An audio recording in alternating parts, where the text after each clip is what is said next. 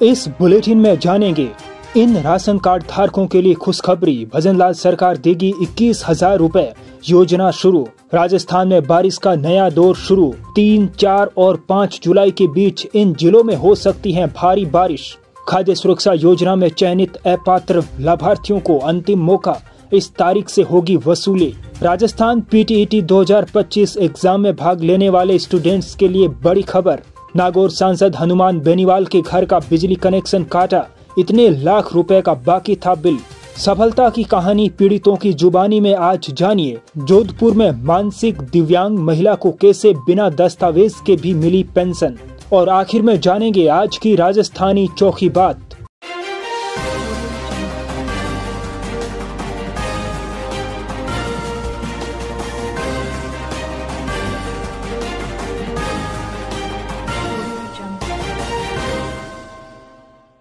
नमस्कार दोस्तों, 29 न्यूज राजस्थान में आपका स्वागत है।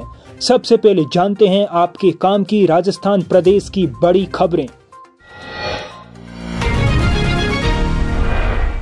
मुख्यमंत्री भजनलाल शर्मा ने राजस्थान के गांवों को गरीबी मुक्त बनाने की दिशा में एक ऐतिहासिक कदम उठाया है।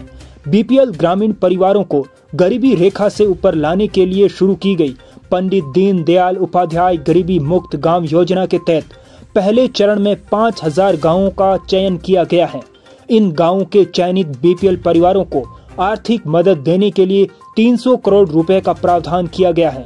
योजना के तहत ऐसे परिवार जो अपने प्रयासों से गरीबी रेखा से ऊपर आ चुके हैं, उन्हें सम्मान स्वरूप 21,000 रुपए की प्रोत्साहन राशि दी जा रही है।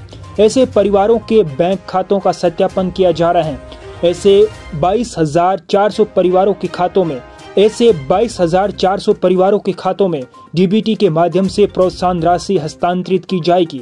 अब तक 17,893 परिवारों के बैंक खातों का सत्यापन किया जा चुका है। राजस्थान सरकार द्वारा इन परिवारों को प्रोत्साहन स्वरूप आत्मनिर्भर परिवार कार्ड भी दिया जाएगा। पूरे राजस्थान में 24 जून से दीनदयाल उपाध्याय अंत्योदय संबल पखवाड़े का आयोजन किया जा रहा है, जिसके तहत लगे शिविर में लोगों की कई समस्याओं का मौके पर ही निपटारा किया जा रहा है। मुख्यमंत्री खुद कई जिलों का दौरा कर शिविरों का अवलोकन कर रहे हैं। इसी कड़ी में मुख्यमंत्री भजनलाल शर्मा 3 जुलाई को सवाई माधोपुर में बलौर के राजकीय उच्च माध्यमिक विद्यालय में दीनदयाल उपाध्याय अंत्योदय संबल पखवाड़े के तहत आयोजित शिविर का अवलोकन करेंगे। 4 जुलाई को खैरतल, तिजारा और बांसो, 5 जुलाई को जोधपुर के शेरगढ़ में शिविर का अवलोकन करेंगे। 7 जुलाई को सांगोद के दिगोद और 8 जुलाई को बीकानेर के श्री डूंगरगढ़ तथा चूरू के शादुलपुर में भी अवलोकन करेंगे। इस दौरान मुख्यमंत्री कई योजनाओं के लाभार्थियों से बातचीत भी करेंगे। मौसम विज्ञान केंद्र जयपुर ने राजस्थान के अंदर 2 जुलाई से बारिश का नया दौर शुरू होने की जानकारी दी है।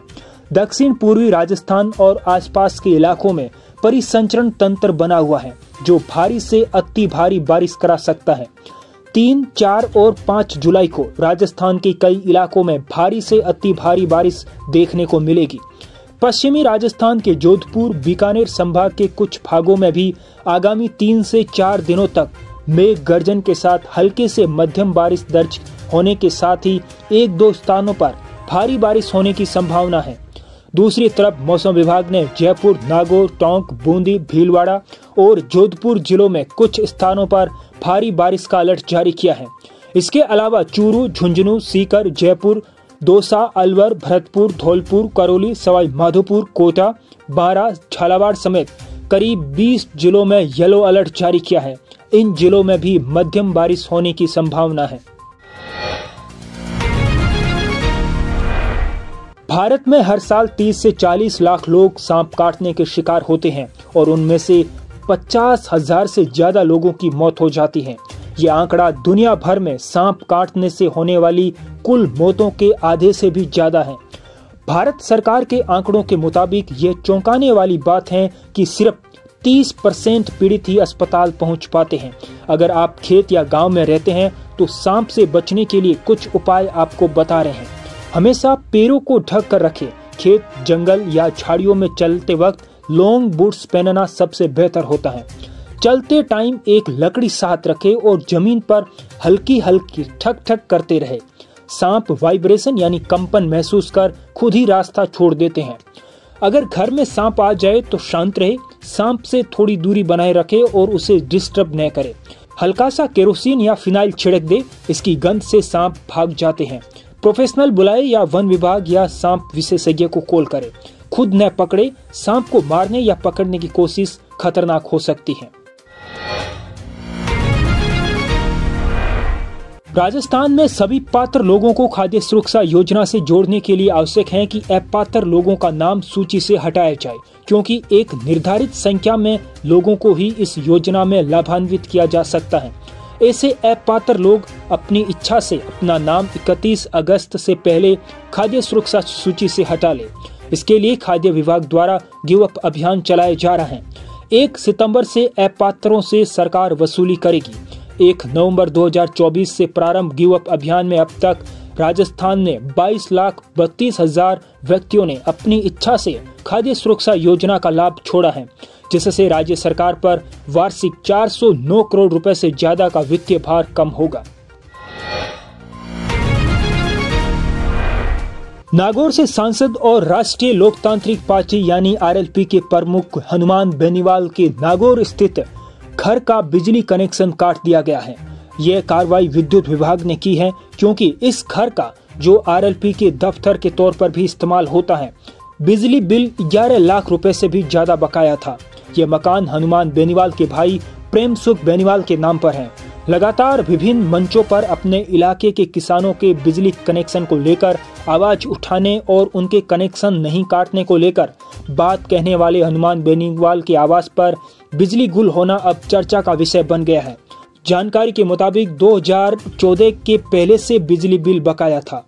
लगातार बिजली बिल भरने के लिए नोटिस और बिल भेजे जा रहे थे, लेकिन बिल नहीं भरा गया। राजस्थान पीटीईटी 2025 एग्जाम में भाग लेने वाले स्टूडेंट्स के लिए बड़ी खबर है। महावीर ओपन यूनिवर्सिटी की ओर से पीटीईटी 2025 रिजल्ट जारी कर दिया है। परीक्षा में भाग लेने वाले अभ्यर्थी तुरंत ही open university official website PTETVMUquota2025.in पर जाकर नतीजे चेक कर सकते हैं। राजस्थान पीटीईटी रिजल्ट चेक करने के लिए अभ्यर्थियों को roll number, date of birth दर्ज करना होगा। इस क्रम में जयपुर जिले के नितेश गढ़वाल ने 529 अंक हासिल कर पहला स्थान हासिल किया है। वहीं 4 वर्षीय BA BEd पाठ्यक्रम में बालोतरा के जगदीश चौधरी ने 481 अंक प्राप्त कर प्रथम स्थान प्राप्त किया। वहीं राजस्थान लोक सेवा आयोग ने अधिशासी अधिकारी यानी EO ग्रेड 4 और राजस्व अधिकारी यानी RO ग्रेड 2 भर्ती परीक्षा 2022 का फाइनल रिजल्ट जारी कर दिया है। यह परीक्षा पेपर लीक और नकल के कारण चर्चा में थी। राजस्थान के जैसलमेर में भारत पाक सीमा पर भारतीय सेना ने हाई इंटेंसिटी युद्धाभ्यास आयोजित कर अपनी ताकत और रणनीतिक क्षमता का प्रदर्शन किया। इस अभ्यास में सेना ने न केवल अपनी युद्ध कौशल को परखा, बल्कि सीमा सुरक्षा बल के साथ साझा रणनीति, उन्नत टेक्नोलॉजी और तेज गतिशीलता के साथ रेगिस्तान की चुनौतियों को जीतने की तैयारी दिखाई। अब युद्ध केवल मैदान में नहीं होगा, यह सैटेलाइट, साइबर, डिजिटल नेटवर्क, मनोवैज्ञानिक दबाव और रणनीतिक पकड़ का मिश्रण होगा।